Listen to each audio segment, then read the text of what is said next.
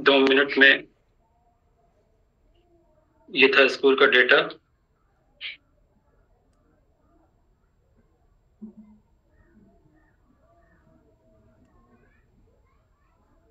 ये रहा फॉर्म।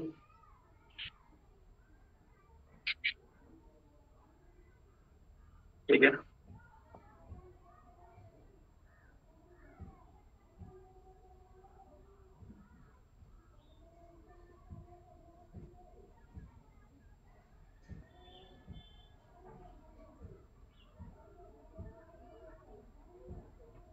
ये रहा फॉर्म आपका। तो क्वेश्चन क्या था खुशबू के, ये बैकग्राउंड इमेज कहाँ से आई, राइट?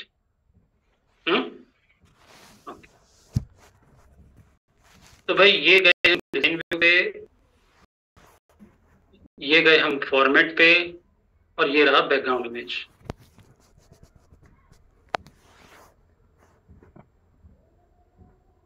बैकग्राउंड इमेज दूसरी लगानी है तो ब्राउज करिए, और अगर आपके पीसी पर है, आपके पास है, तो सेलेक्ट करके आप वो बैकग्राउंड इमेज यूज कर सकते हैं। ठीक है, कोई भी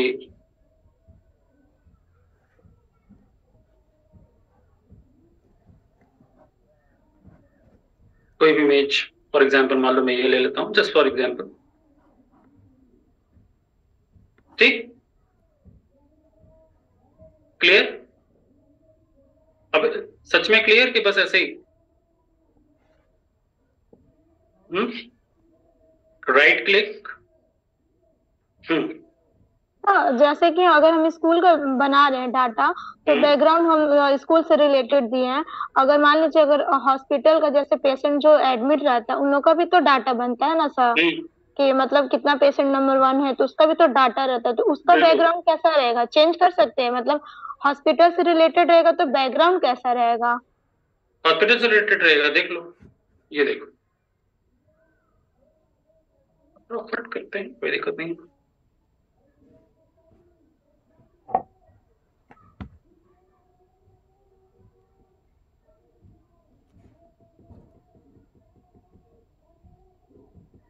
कहीं से भी इमेज उठा सकते हैं, मैं पिक्सल से ले रहा हूं।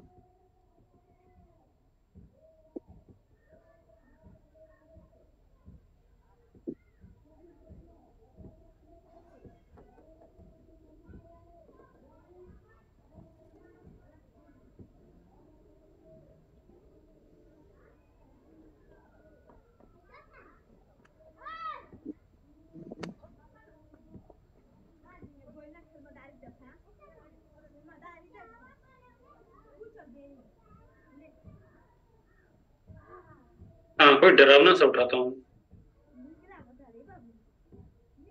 हाँ, ये सही है। सेव इमेज, भी सेव कर लेता हूँ, डेस्कटॉप पे कर देता हूँ सेव। इसको नाम देना तो नाम दे दीजिए, नहीं देना तो मत दीजिए। वैसे नाम देंगे तो बेटर रहेगा, ताकि पता रहे कि किस चीज की इमेज। ये हो गई सेव। ये गया मैं यहाँ फॉर्मेट,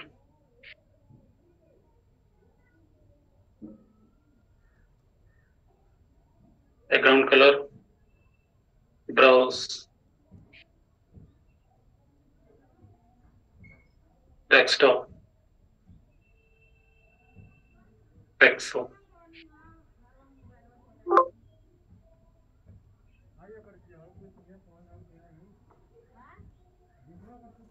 अच्छा, ये वहां से इमेज नहीं लेगी क्योंकि कॉपीराइट का प्रॉब्लम है, लेकिन तरीका यही है।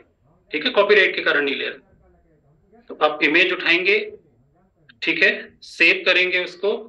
मैं गूगल से लेके देखता हूँ, शायद उसमें कॉपीराइट की प्रॉब्लम ना हो।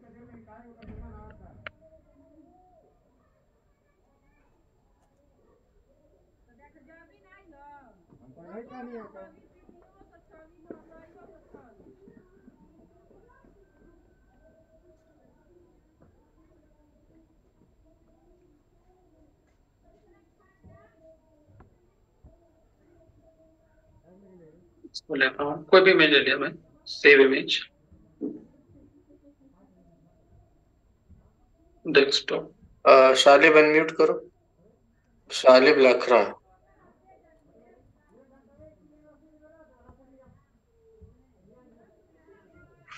और नींद आ रही है क्या? जैसे थोड़ा सा, हाँ, थोड़ी सी खिला रहे थे। मुंह धो के बैठे, अपना पानी लेके बैठे साथ में। जी सर। अब आप इस इमेज को बड़ा छोटा कर सकते हैं, ठीक है। आप बड़ी इमेज कर सकते हैं, छोटी इमेज कर सकते हैं, ये आप पर है। आप इसको डिजाइन कर सकते हैं, पर इस तरह से आपकी इमेज पूरी आ जाएगी। क्लियर?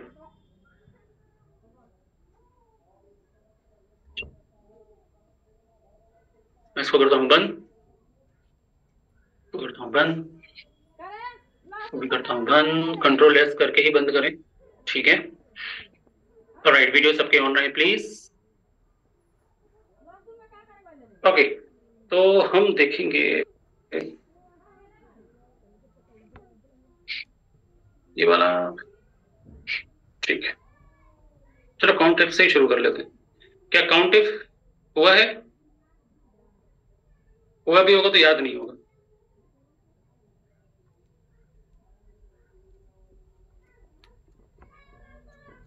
किसी एक से पूछता हूं क्योंकि भीड़ को दिमाग नहीं होता।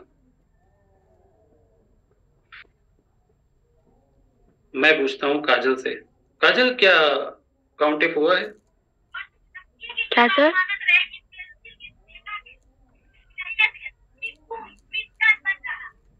सर आवाज नहीं आ रहा है। तो बोलने पर भी नहीं आ रही है? हाँ अब आया। तो इशारे से बात कर लेते हैं। क्या ये हुआ है काउंट इफ? मतलब ऐड नहीं सुन, हम नहीं सुन, नहीं हुआ है, नहीं हुआ है।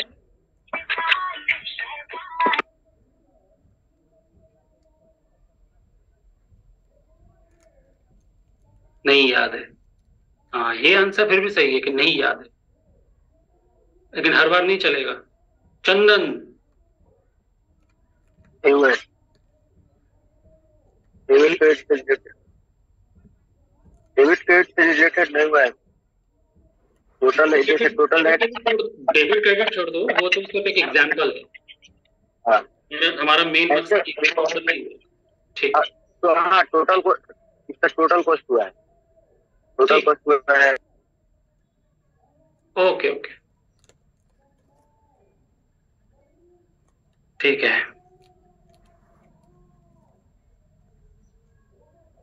इसमें हमने जो एग्जाम्पल लिए हैं वो एग्जाम्पल किसी भी चीज के हो सकते हैं। हमने एम्प्लॉयज का ले लिया, हमने बैंक का ले लिया, फॉर्मूले तो कहीं भी लगाए जा सकते हैं, तो जरूरी थोड़ी कि यही होगा, है ना। ठीक है, चलो फ्रीक्वेंसी समझ लो, ये जनरली काम आता है, ठीक है।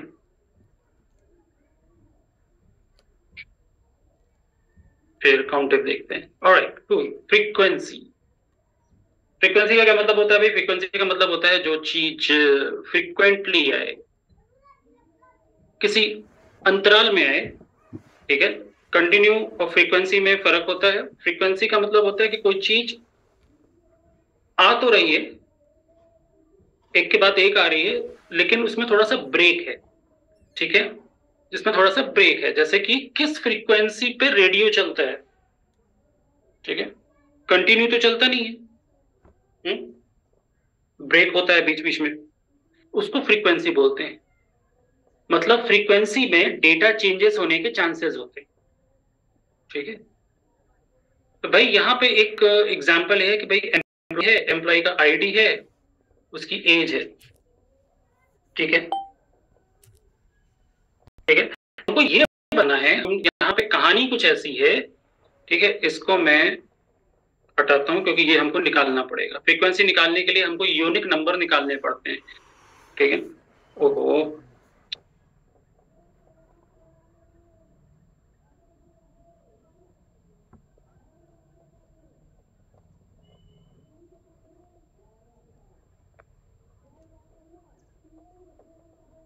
अरे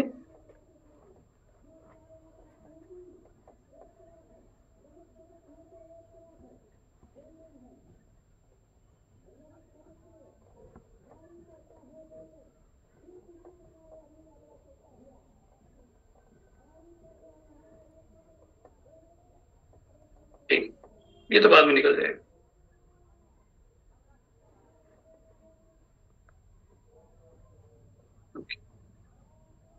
ऑलराइट, तो हमको जो है ये फ्रीक्वेंसी का फॉर्मूला, कोई भी फॉर्मूला स्टार्ट करने के पहले आपको इक्वल टू का साइन लगाना पड़ता है। ठीक है, क्या साइन लगाना पड़ता है? इक्वल टू का, इस तरह से। चलो अब कहानी समझते हैं। एम्प्लॉय का आईडी है, एम्प्लॉय नेम है, उसकी एज है। अब ये हो सकता है कि एक ही एज के लोग एक कंपनी में काम कर सकते हैं, सिमिलर एज के, राइट? तो 29 वाले भी होंगे, 20 वाले भी 2-3 होंगे, 33 वाले भी 2-3 होंगे। देखो 29 वाला 2 है, ठीक है? तो आपस में लोगों की एज बराबर हो सकती है, ठीक है? मे भी नाम भी सेम हो सकते हैं।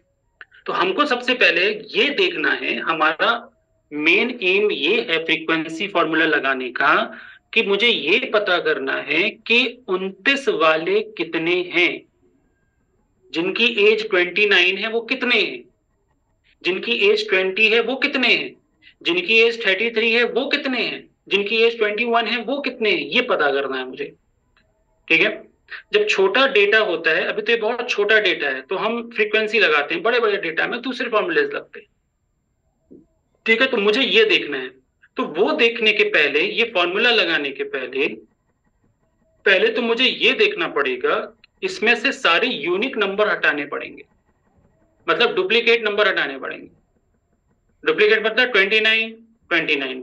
ठीक है, भले नाम अलग अलग हो, अशोक सिंह का भी 29 एज है, राज सिंह का भी एज 29 है, लेकिन मुझे डुप्लीकेट वैल्यू हटाएंगे, तब जाके मैं फ्रीक्वेंसी लगा पाऊंगा, ये पता कर पाऊंगा कि 29 वाले कितने हैं, 20 वाले कितने हैं, 21 वाले कितने हैं।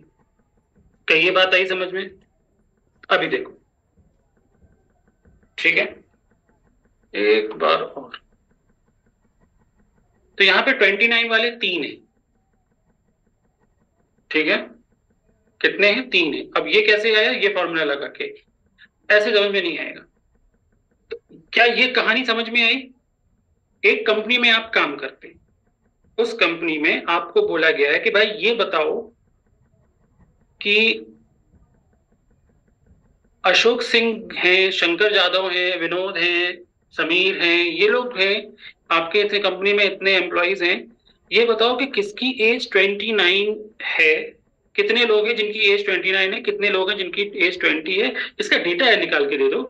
सैलरी वैलरी या कुछ पीएफ फंड और कुछ देखना है एचआर में, ह्यूमन रिसोर्स में। ठीक है, ऐसा कुछ काम दे दिया है।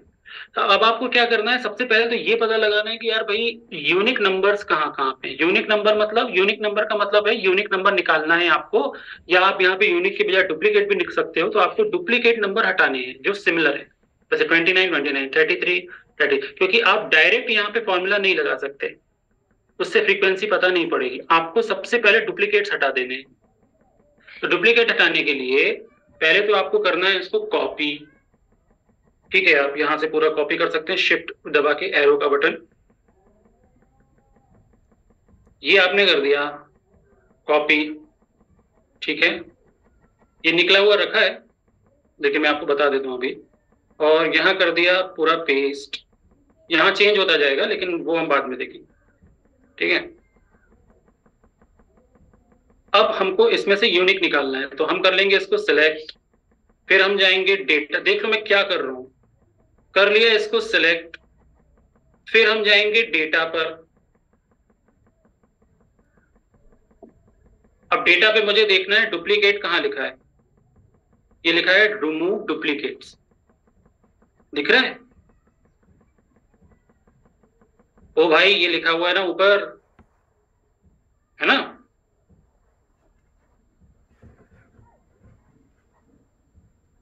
ठीक है, ये रहा डुप्लीकेट। अब मैं देखो इसमें क्या लिखा हुआ है, delete duplicate rows from a sheet, you can pick which column should be check for duplicate information.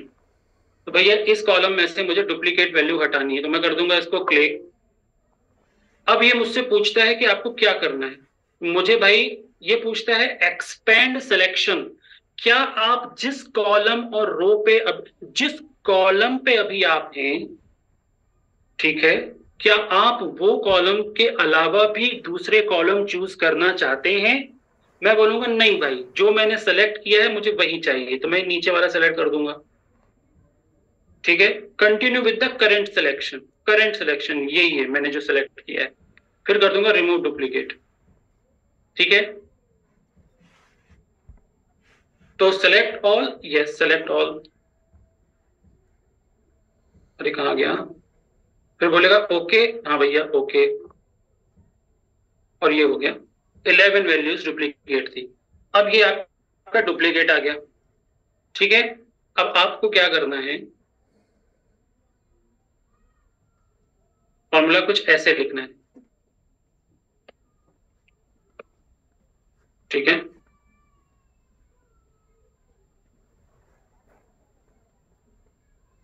एक मिनट।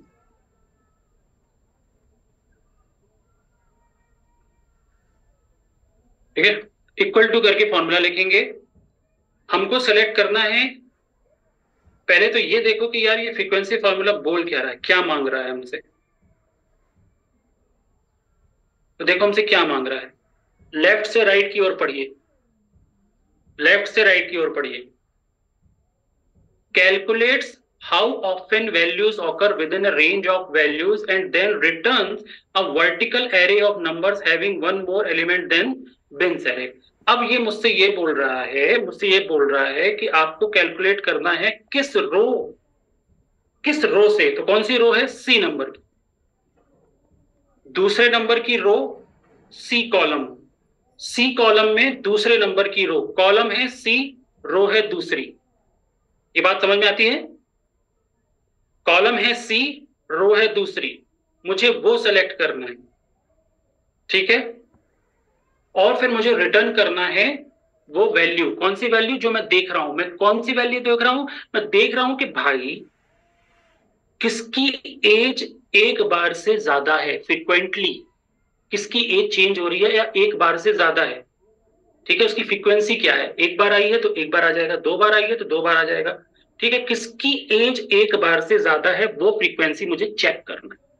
ठीक है, तो मैंने वो रो और कॉलम सेलेक्ट किया, ऐसे फ्रीक्वेंसी लिखा, ब्रैकेट लगाया, और मैंने C2 से C21 सेलेक्ट कर लिया। C2 मतलब ये C2, सी कॉलम सेकेंड रो, यहां से लेकर 21 रो तक सेलेक्ट कर लिया, ये सेलेक्ट हो गया। फिर कॉमा डाला, मैंने यूनिक वैल्यू कहां निकाली थी, ये डी कॉलम में दूसरे नंबर रो से लेकर 10वें नंबर रो तक, ये 10वें नंबर की रो है, दूसरे नंबर से स्टार्ट होती है, 10 नंबर तक जा रही है। कॉलम कौन सा है, डी, सेलेक्ट करके ब्रैकेट क्लोज कर दिया, एंटर मार दिया, अब मेरा डेटा आ गया। इसको करके देख लेते हैं।